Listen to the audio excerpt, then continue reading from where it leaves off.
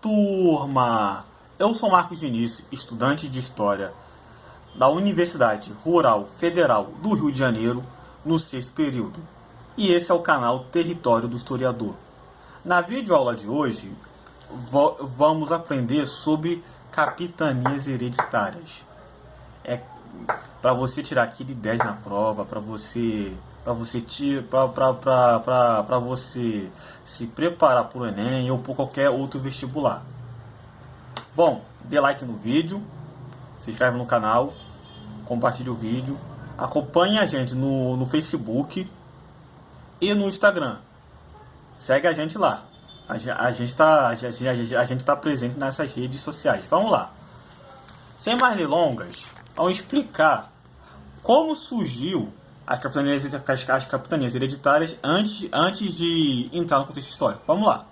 As capitanias hereditárias surgiu em 1534, sendo assim a primeira divisão do nosso país, na América Portuguesa.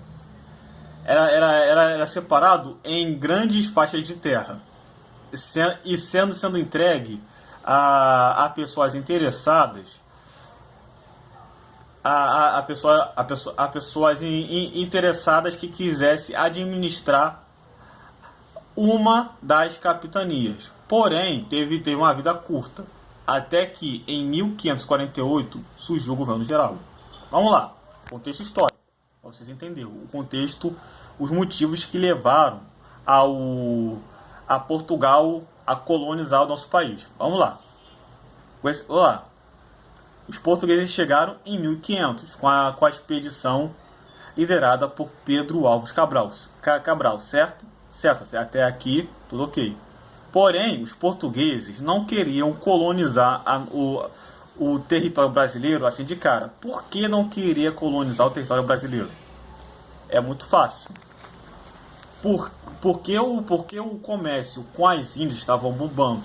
As especiarias indianas estavam dando muito dinheiro, estavam dando muito retorno para a coroa portuguesa.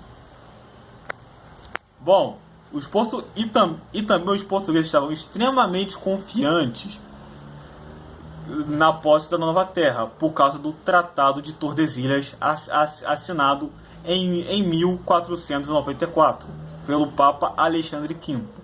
Vamos lá, a grosso modo, o Tratado de Tordesilhas divide as terras do Novo Mundo entre Portugal e Espanha, certo? Certo. Mas porém, isso não era garantia que as outras nações não tentariam roubar a terra de Portugal. Como assim não era garantido? Não era garantido. Porque muitos desses países europeus não reconheciam a legalidade desse território. O principal exemplo disso, a França, que nesse período já tentou invadir o território brasileiro inúmeras vezes. E mais à frente, isso vai ser mencionado. No começo, mas porém, tudo iria mudar. No começo, na década de 1530, o comércio com as Índias estavam em decadência. As especiarias indianas estavam perdendo valor. E também somado ao fato que os franceses estavam lá o tempo inteiro tentando invadir, tentando tomar o Brasil de Portugal. Se conseguisse, eu estaria falando bonjour em vez de bom dia. Entendeu?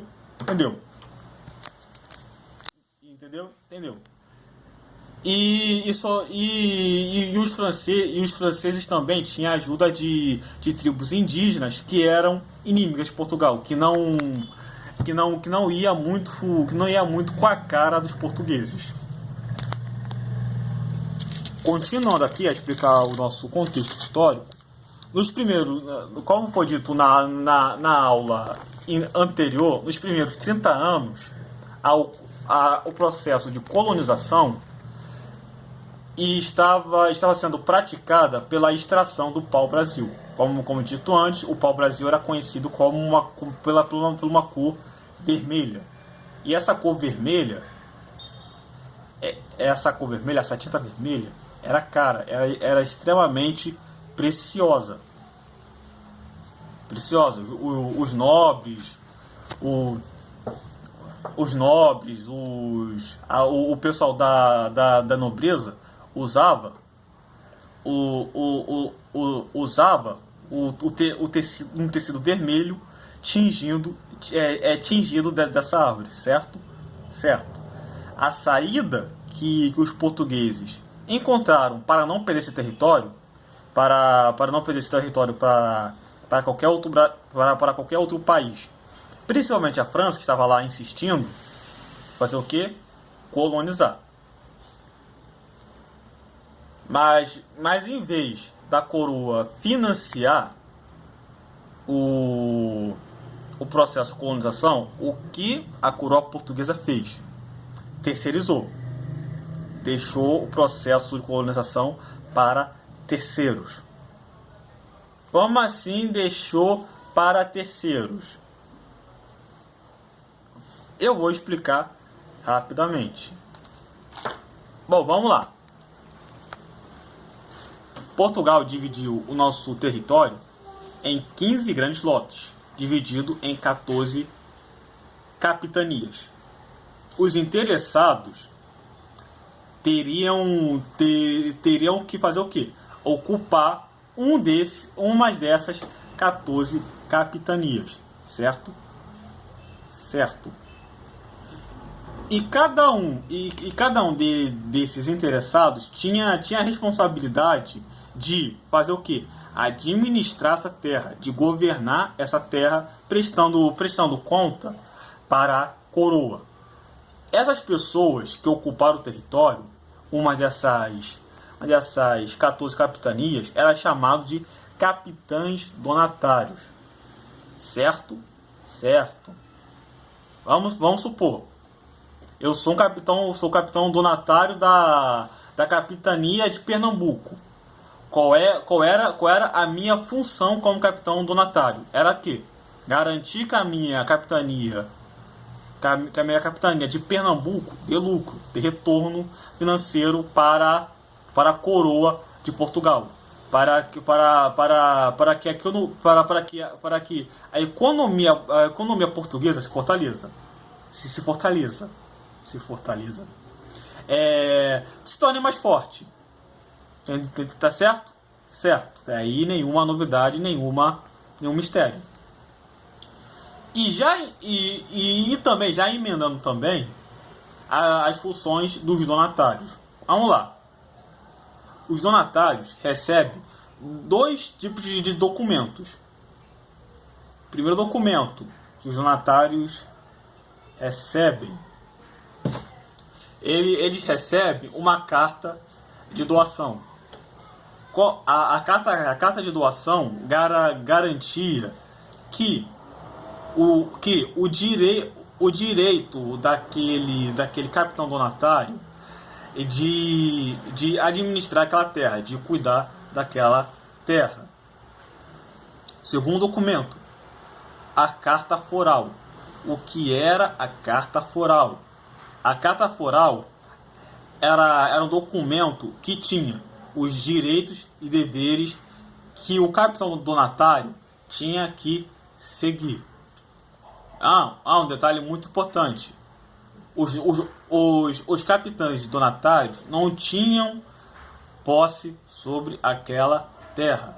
As terras continuam pertencendo à coroa. Vamos supor, eu, capitão donatário de Pernambuco, eu apenas administro a capitania de Pernambuco, mas eu não tenho posse, entendeu? Pertence à coroa de Portugal. Tudo certo? Tudo ok? Vamos aqui, continuando com a videoaula. Bom, dentro da capitania, o donatário era a maior responsabilidade daquele pedaço de terra. Entendeu? Peraí, minha avó tá aqui passando aqui no vídeo. Vamos esperar aqui mesmo para passar aqui. Bom, continuando aqui. Aquela senhora que vou passar é minha querida vozinha. Bom, vamos lá. Retomando. Dentro da capitania, o donatário era a maior autoridade jurídica e respondia ao rei de Portugal. Os donatários tinham como dever investir ou atrair investimento para a capitania, criando toda a infraestrutura em torno para o desenvolvimento econômico da sua capitania. Suponhamos que eu seja o capitão do donatário de Pernambuco. O meu dever como capitão donatário era atrair investimento ou investir para fazer a economia da minha capitania, da qual eu sou responsável, prosperar. Certo? Certo. E também distribuir terras, as famosas sesmarias, e cobrando imposto de quem morasse nela. Outra, os donatários também tinha a obrigação de construir fortificações a fim de impedir invasões estrangeiras. Novamente, para ilustrar melhor, eu, capitão donatário de Pernambuco, eu tenho como dever construir fortificações para impedir invasões estrangeiras, coisa que estava acontecendo com muita frequência naquela época. Certo? Certo. Certo? Certo. Vamos lá. Mas, porém, nem tudo foram flores nesse sistema. Para falar a verdade, esse sistema deu errado. Passando para a linguagem de hoje, para vocês entenderem melhor, o sistema de capitanias hereditárias flopou legal. Deu errado. Das 14 capitanias, somente 2 deram certo. Que foi a capitania de Pernambuco, devido à produção de açúcar, que açúcar na época era uma mercadoria extremamente cara, extremamente preciosa, embora aqui nos dias de hoje não seja, mas na época açúcar era algo muito precioso que só os nobres usavam. E São Vicente, por causa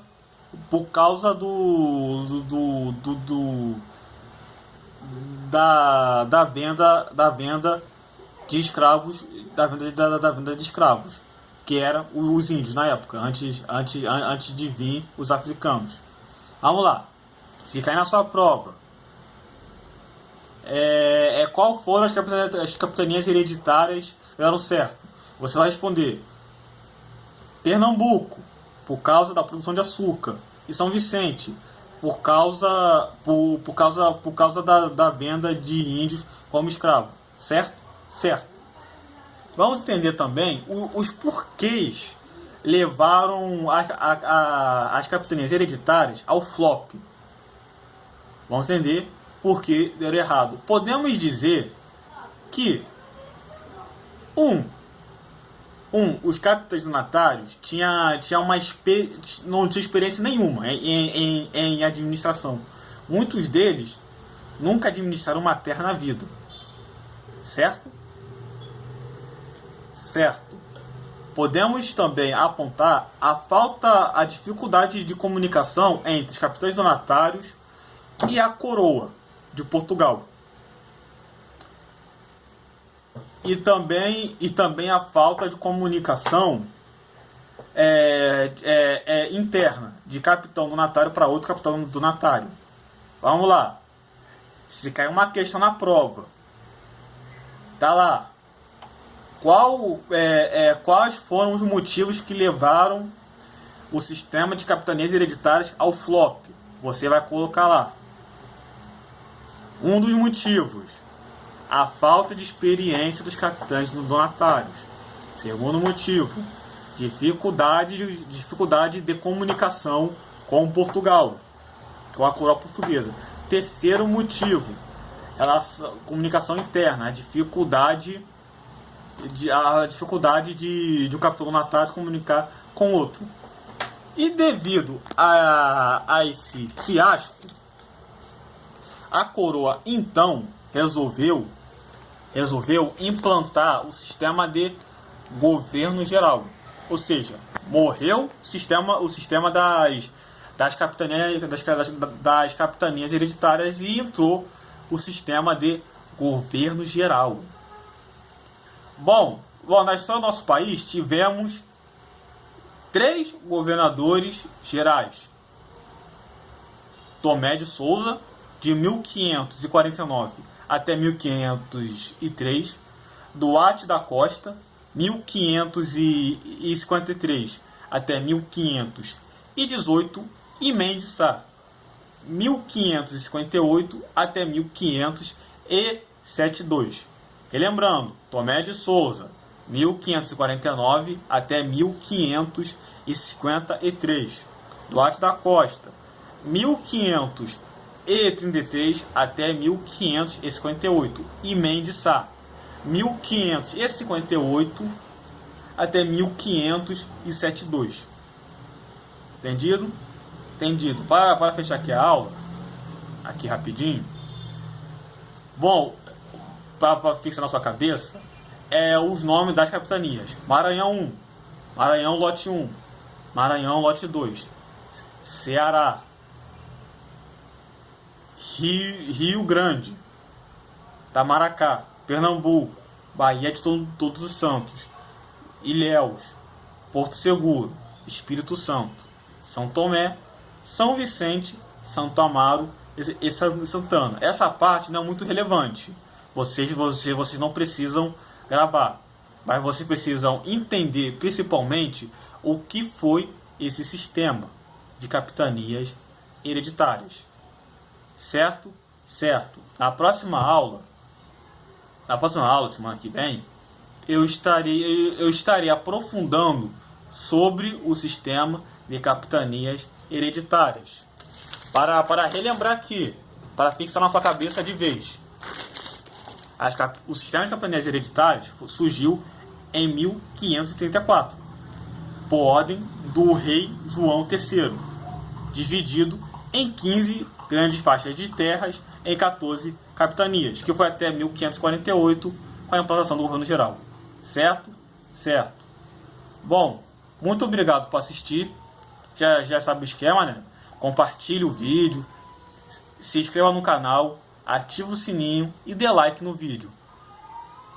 Um forte abraço para todos vocês.